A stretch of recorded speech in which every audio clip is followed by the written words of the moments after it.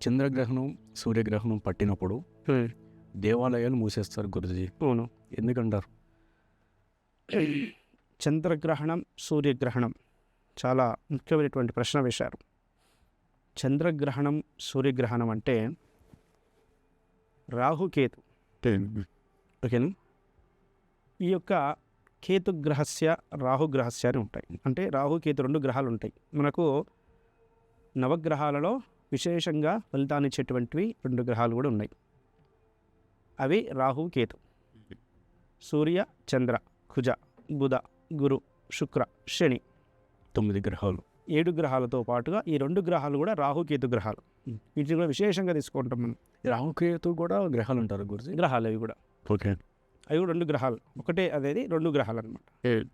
So ఈ రాహు గ్రహం కేతు గ్రహం అనేది మనం ఆల్రెడీ మామూలుగా పెద్దవాళ్ళు చెప్పడం కానీ స్టోరీస్ కానీ చూడడం అనేది మనం వింటూ ఉన్నాం, ఓకేనా?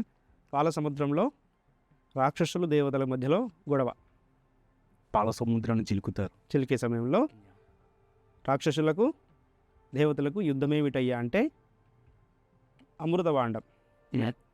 ఆ అమృతాన్ని కనుక ఎవరైతే స్వీకరిస్తారో వారికి మరణం లేదు, శాశ్వతంగా దేవతల్లాగా జీవించి ఉంటారనేటువంటిది ఆ అమృతవాండంలో ఉంటుంది. సో దానికోసమని ఎవరు కొట్లాడుతున్నారు?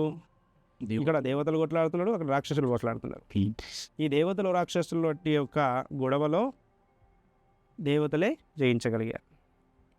దాంట్లో నుంచి ఒక రాక్షసుల రూపంలో దేవతలు తీసుకున్నటువంటి ఆ అమృత భాండాన్ని స్వీకరించడానికి ఒక రాక్షస రూపంలో వచ్చి అక్కడ ఆ స్వీకరించడాన్ని మహావిష్ణువు చూసి ఆ రాక్షసుని ఖండించడం అనేది జరుగుతుంది. అంటే శిరస్సు వరకు. ఓకే. తల తీసేస్తారు. విష్ణు చక్రం ఉంటుంది కదా, ఆ విష్ణు చక్రం తిరిగి అతని యొక్క శరీరాన్ని 2 భాగాలుగా చేస్తారు. ఒకటి తల భాగం కేతువు, శరీర భాగం రాహు. అచ్చా, అందుకు వచ్చిందండి రాహుకేతు అట్లా అనమాట. సో మరి వీటికి ఆకలి ఎప్పుడు మరి తెలియలేకపోయింది కదా ఎప్పుడు అంటే దీనికి కూడా ఒక సమయం వస్తుంది అని భగవంతుడు చెప్పాడు. ఎలా అంటే నీకు ఒక సమయం వస్తుంది. ఒక స్మాల్ ఇంటరప్షన్ చెప్పండి. అప్పుడు తల తీసేసారని చెప్పేసి అన్నారు కదా, తీసేసినప్పుడు చనిపోతారు కదా గురించి. సో అప్పుడు ఆకలి అనే కాన్సెప్ట్ ఎక్కడి నుంచి? అది మంచి ప్రశ్న. ఎలా అంటే ఆ దేవతలు ఈ రాక్షసుడు ఆ యొక్క అమృతభాండాన్ని స్వీకరించి గొంతు కంఠం వరకు రాగానే అంటే అక్కడ కూర్చొని తాగుతున్నాడనే విషయాన్ని గమనించారు దేవతలు. గమనించి శ్రీ మహావిష్ణువుకు అలా తెలియజేయడం వలన, ఆ విష్ణు చక్రం వదలడం వలన ఆ కంఠం వరకు రాగానే కట్ చేసేస్తాడు.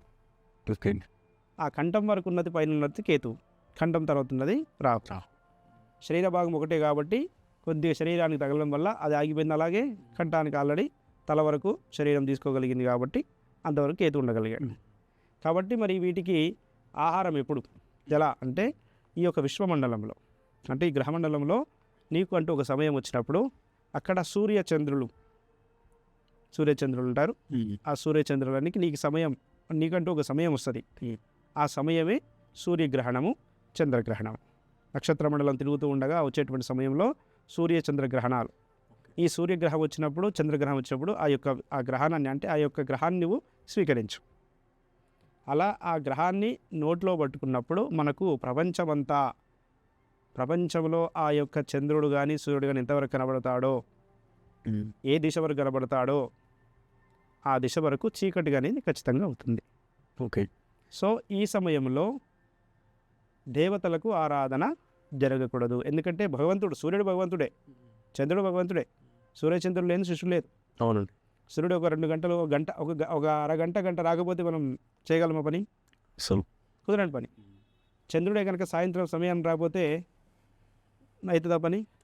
కాదు. కాబట్టి అంతటి భగవంతులకి ఇలాంటి కష్టం కలిగినప్పుడు దేవతలు కూడా ఎలాంటి ప్రసాదాలు కానీ మనుషులు కూడా ఎలాంటి ప్రసాదాన్ని కానీ నివేదన లాంటివి కానీ తినడం కానీ చేయకూడదు అనేది ఒక శాస్త్ర నియమం ప్రకారంగా ఆ సూర్య చంద్ర గ్రహణాల సమయంలో మనం ఇలాంటివి పాటించడం అనేది తప్పనిసరిగా శాస్త్ర ప్రకారంగా ఆచరించాల్సిందే. ఓకే.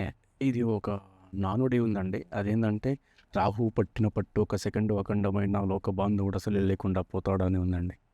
సో లోక బాంధవుడైన దేవుడికి ఈ గ్రహాలు అడ్డంటారా?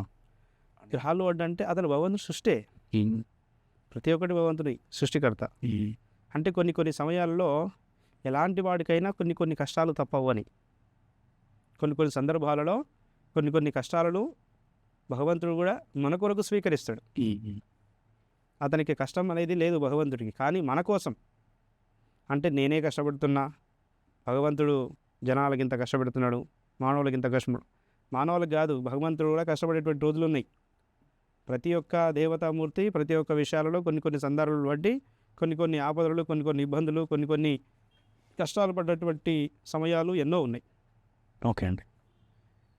థ్యాంక్ యూ గురూజీ, చాలా చక్కగా వివరించారు చంద్రగ్రహణం, సూర్యగ్రహణం గురించి.